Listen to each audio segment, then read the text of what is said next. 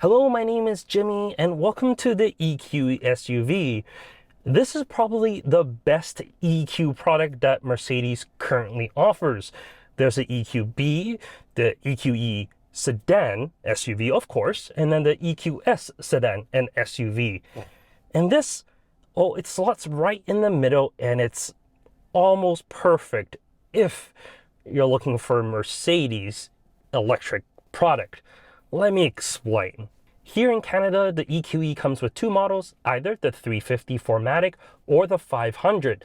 The one that we have here is the 500 4MATIC with 402 horsepower and 633 pound-feet of torque.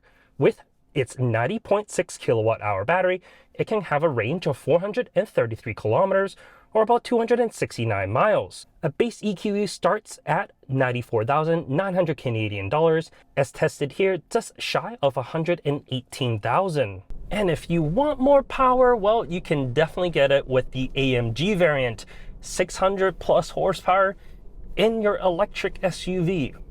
Is that really needed? Probably not.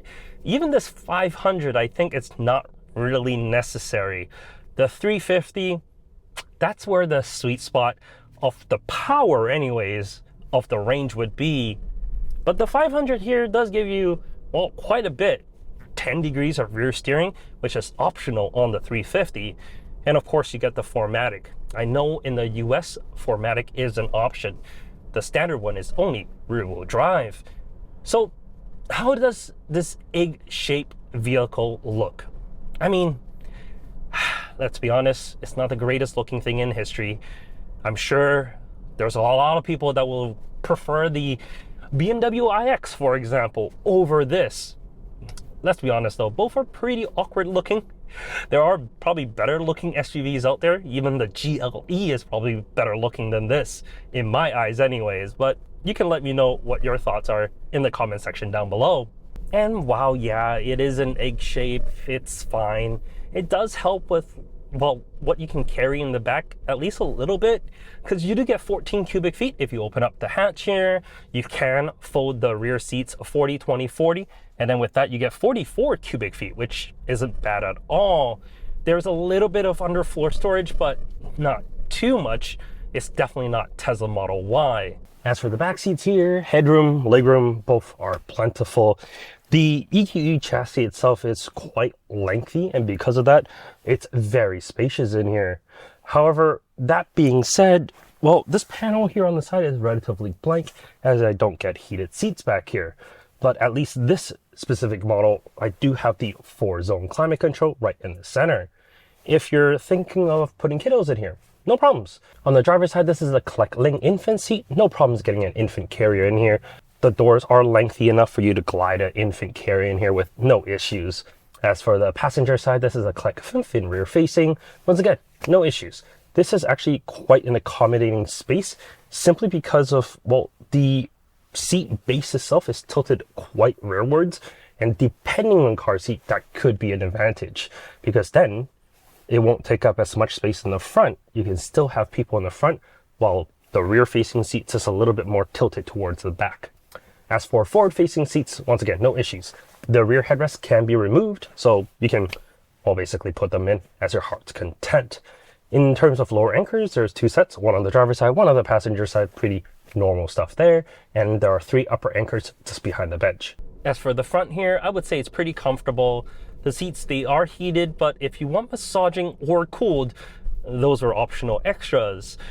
Yeah, Mercedes will charge you quite a bit more if you want luxury things in their luxury car. What you do have is a lot of touch buttons right in front of you though. This steering wheel is definitely not my favorite, but it does work at times. These haptic buttons, they do take some time to get used to. Personally, I do like the previous version better, but that's just me. You do get a full digital display just behind that. It's very legible and very customizable, as with many Mercedes products is. Of course, you do have a heads-up display, and it shows you plenty of info there. And this specific one doesn't get the massive hyper screen, which I actually don't like as much. This I actually like a little bit more. The screen in the middle makes a little bit more sense to me than, well, the hyper screen that goes right across. And come on, a screen for the passenger, is that really needed? Probably not. These little Mercedes emblems in here, I think they actually class things up just a little bit.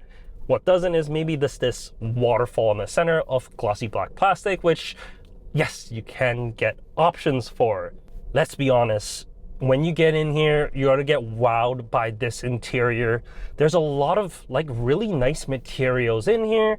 There's a lot of ambient lighting, screens to dazzle you.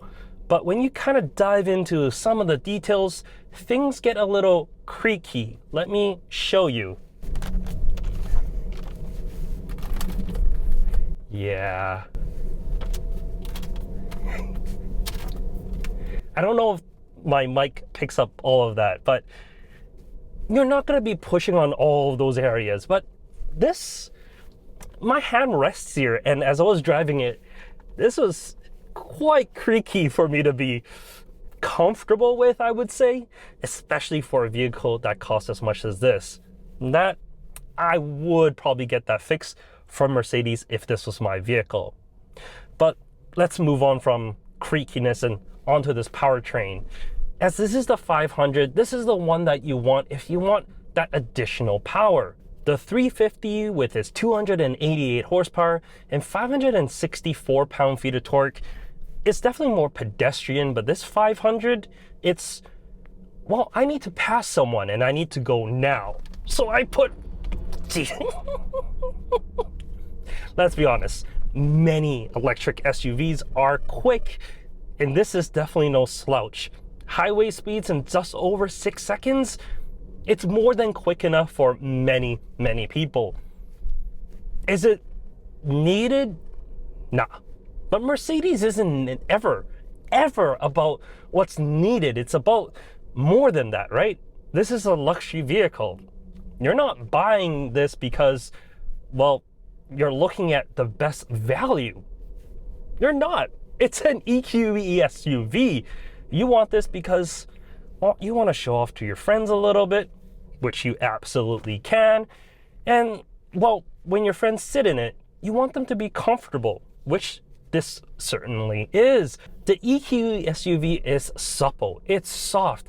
It's the vehicle you want to be, well, driving around in the just utmost comfort.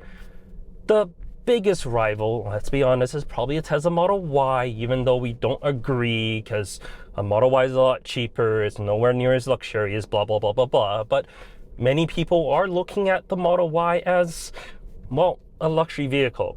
You can argue in the comments if you want.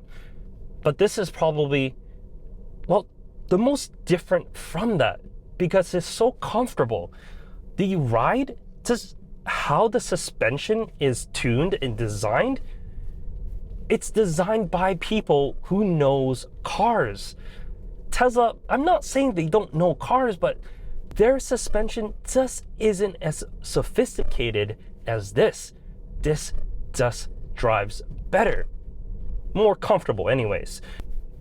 I mean, if you really want something that's a little bit more responsive, you can get the AMG variant, but that's not what the EQE 500 is for. The 500's about comfort, and it does that really, really well. Now, I'm sure people can argue that for the price, the performance, and range, it's nowhere near some of its other competitors. However, here's the thing. In my eyes, I see that if you have an EQE SUV, if you can afford a vehicle of this caliber, this probably isn't your only vehicle. So the range doesn't really matter, because you have another vehicle maybe that can go a little bit further. Maybe you have a GLE plug-in hybrid as your secondary vehicle, or an E-Class, or I don't know, an S-Class. This wouldn't be the only vehicle that's in your arsenal. And because of that, why would that matter? What does matter is, are you going to get the full Mercedes experience? And I believe you are. It's very comfortable. It's very quiet. The acoustic, like just the performance that's in here, I hear nothing outside. No, it's not Rolls-Royce, but it's really, really good. And that's what you want in a Mercedes vehicle, right? In any case, let me know what your thoughts are on the EQE SUV. I haven't been the biggest fan of the EQ lineup, but this one's a little bit better. And for that, I do applaud it. In any case, thank you so much for watching, and I'll catch you next time. Take care.